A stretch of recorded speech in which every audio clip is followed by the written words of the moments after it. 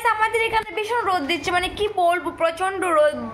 বাইরে বেরোনো যাচ্ছি না, এত মানে রোদের গ্লেজ কি বলবো, মানে এত গ্লেজ আমার গড়েও নেই, রোদের যতক্ষণ গ্লেজ দিচ্ছি বাইরে।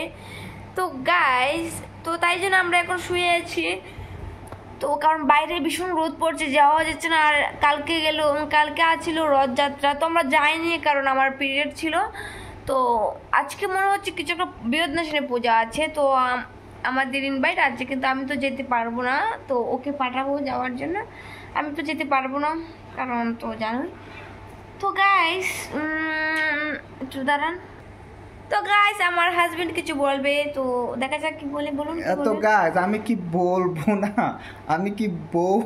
না, আমার গাইস ওই একটু তুতলোই, মানে তুতলো করে, তাই একটু বলতে অসুবিধা হচ্ছে। বলো কি বলছো। আমার ভীষণ পেট ব্যথা করছে, আমার পিরিয়ড হয়েছে, তার জন্য আমি আজ যেতে পারবো না। কি বলে বৃহৎনাশিনী পূজায় কালও যেতে পারিনি। তো গাইজ আবার দেখা হবে পেটের ব্যথা শেষ হওয়ার পর। তো গাইস পেটের ব্যথা তো আমার, ওর কি সমস্যা? আমারও সেম পেটে ব্যথা করছে। তার মানে কি ওর পিরিয়ড হয়েছে?